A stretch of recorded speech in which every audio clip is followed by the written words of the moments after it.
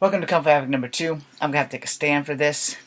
Um, so I touched on this video I just made. Then I gotta get on my homework. So in the video before, I got a little bit high strung. So let me break it down for you. This video is simple.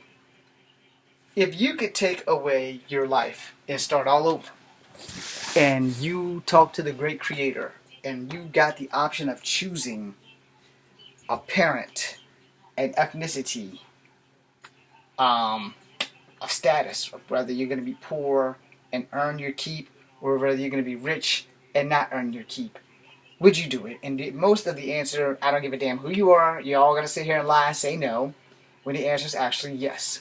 Because I thought about this in the shower the other day, and I said, if I had an option of choosing between having my mom and my dad not be my parents, but I had to have at least one parent between the two that I have, who would I choose? And my answer was I chose my dad. Alright? Now don't get upset. Let me explain why I chose my dad. Alright? I chose my dad because my dad actually gave a damn about me. My dad has always had my back. My dad has always pulled his weight with me, and my dad sacrificed everything he could for me and my other siblings. Now granted, I love my mother. But if they had never met and I could have one parent, I would rather have my dad. Because my dad was a fair man. He taught me right from wrong, and he practiced what he preached. I can't say that about my mama. I'm not here to make my mama look bad. I am a truth teller. And when the truth is something bad, then you kind of leave it off. So there's that 99.9. There's a lot of bad things that my mom has done. Not just to me, not just to him, but to other siblings. And my mom won't own it. So I'm leaving it right there. She won't own it. Here's my policy right here. Own your shit. And if you do something bad, own that shit. Don't deny it. Own it. You did it. You can't undo it. So you might as well own the shit. Okay. Getting that out the way. This is why I chose my dad. My dad never had a lot of money. But he made things happen. And my dad and I will honor this because this is 1,000% true.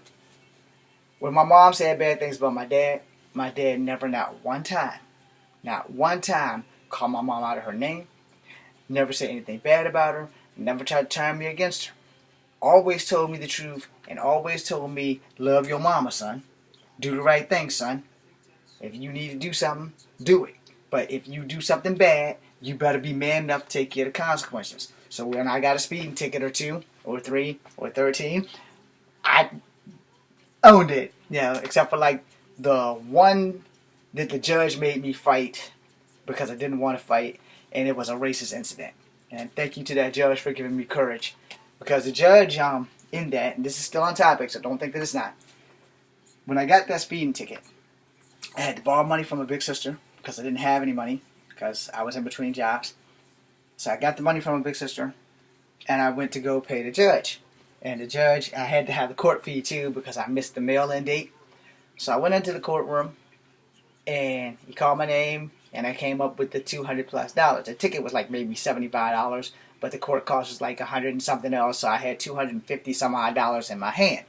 And I was getting ready to place it on it, and he's like, do you know why you're here? And I said, yes, sir, I have a speeding ticket. And he's like, you want to fight the ticket? And I said, no, sir, I just want to pay the ticket and go home. He said, why do you not want to fight the ticket? And I looked at the judge, and he was a white man. The cop was standing right over there, and the cop was a white man. I said, because he's white, he's right, I'm black, I'm wrong. Let me pay the ticket so I can go home. I didn't say it in that fashion because I said it in a rhyming way. Because I was like, okay, he's black, and I'm white. He's right, I'm wrong. Let me pay the ticket. I said it in a rhyming way. I can't do it. I can't remember way back. That was like in my 20s.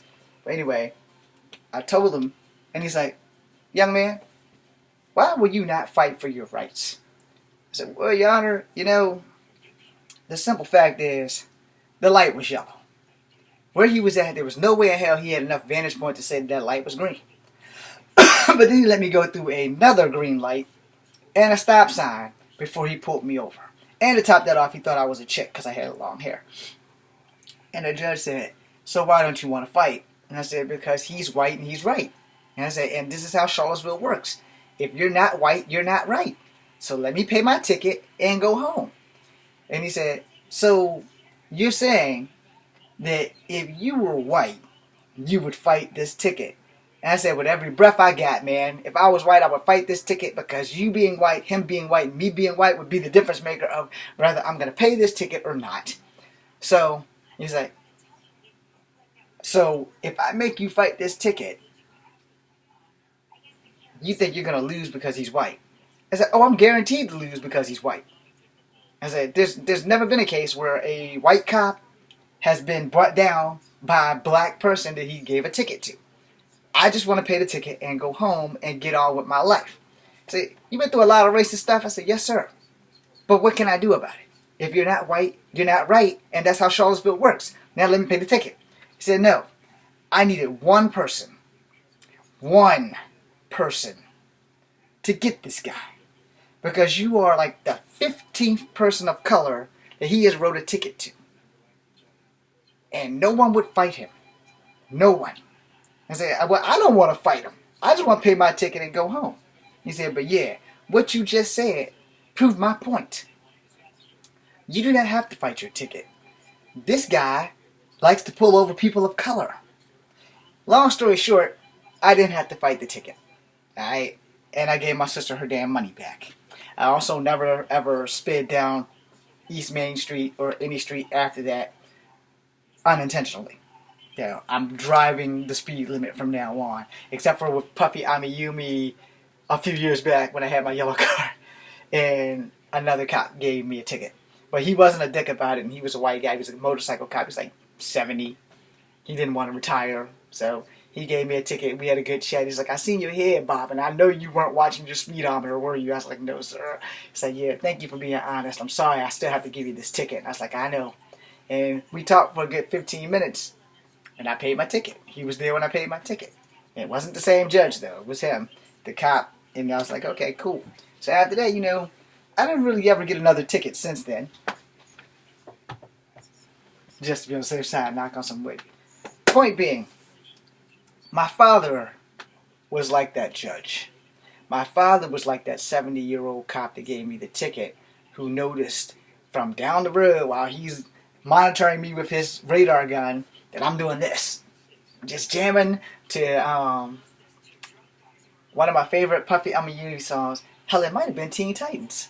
But it was definitely Puffy Amiyumi, and I'm just driving, shifting gears and just driving. I was doing 35 and a 25. Alright, so I picked my father for the simple fact that my father has always told me to be honest, and he has always told me to tell the truth, and he's always told me to do the right thing. Now, how did we get there? I will explain. I said my mom did some bad shit, and she wouldn't own it. So, my dad, I went down his house one summer, and I was mad as hell, you know, and my dad was like, son, what's your problem? And I called him a lying son of a bitch. And my dad grabbed me by the back of my head, at my neck right here, and he picked me up because I was outside playing with my G.I. Joes on the porch. And he grabbed me, and my feet never touched the ground until we got back into his bedroom. So then he pulled out all of this boxes of receipts of every dime he's ever sent me. So I'm 12 years old. And my dad's common law wife was in the room with him. And she and I had a good talk about Jesus and stuff and the Bible. And I told him, you know, well, preachers have always told me that parents aren't supposed to lie to children. And she said, well, you know, most of the preachers lie their damn self. And so she said, you can go to church and still go to hell if you die if you don't believe in God. Which I wasn't believing in God at the time. I was believing in not getting my ass beat. So I went to church. God rest his soul, by the way. So I picked my dad because my dad has always played it straight. You know, even if it hurts my feelings, he's played it straight. The 2 summers that he couldn't come get me, he played it straight. You know, he didn't tell me a lie or anything. He's like, son, I lost my job. I don't have any money. Anything that I'm sending you, I'm getting from my sister. I'm getting from somebody. until I can get on my damn feet. So I can't get you this summer. You know? Which is what led to me already doing martial arts and going down to my Uncle Phil's house and getting bit by the fucking horse. Alright? So, after that, you know, we went back. He got another job. When the next summer came, everything got good. And that was like before me calling him an SOB and all this other stuff. And moving back to that, he asked me why, and I told him, and that's when the receipts and stuff came out. And then he decided that we were going to go buy the Cobra Terra drum, which I still don't have to this day, which I still need to get. But the chance that I had to get it, I did the honorable thing. Because at the time, I didn't need it anymore. I got the one thing that was more important to me than any toy. And that was the truth. And he's like, son, I have been sending you money since me and your mama got divorced. I have been sending you and your big sister money forever. Now, I still send y'all money. I miss rent sometimes to make sure that you got money. And right then and there is when I decided that I did not need that Cobra Terra drum. So when you ask someone would they pick one parent over the other, and I said my dad, that is why I picked my dad. I love my mama, don't get me wrong, but she does not love me as well as he did, and she does not love me in a way that you're supposed to love all your children. Alright, I am like 46, and my mom could care two shits if I'm breathing, unless it's to help my other siblings who got to go out and have a life and live their family life and shit. And I didn't get to do none of that because I was too busy watching babies that they were making when they didn't need to make them. That being said, most people when they're in heaven don't get the option of asking God, can I be a white person when I'm born? Can I be a black person when I'm born? Can I be an Asian person when I'm born? Can I be a Native American or Mexican or any other person when I'm born? You don't get that option. You are born into wherever the hands of fate decide you're going. My family is multicultural. That being, my mother's father was mixed with black and white. My mother's mother is Cherokee Indian, possibly black and Cherokee, but more than likely she's Cherokee Indian. She's never had black people hair. And most black people don't have hair like mine. Alright, not full black people. Not straight people straight out of Africa. Alright? Now, I don't know about Egyptians, which is also in Africa, but, you know, same content. You know, most white people have either straight or curly hair, which is why we have white in us. I have curly hair. I got enough Royal Crown grease in here. You can land an airplane on my head with the pontoons. And my dad's mom was Cherokee Indian, and my dad's dad was black. Alright? So I'm definitely Cherokee and black and white. Now, I've asked myself this many a times, that if I had a choice, I would much rather be full-blooded Cherokee than black or white. Here's a news flash for you. That shit ain't gonna happen. Alright? I am multicultural.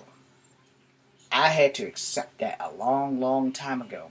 With all the kids running around calling me half-breed this and half-breed that, or you're not a real nigger, you're a half nigger, you name it.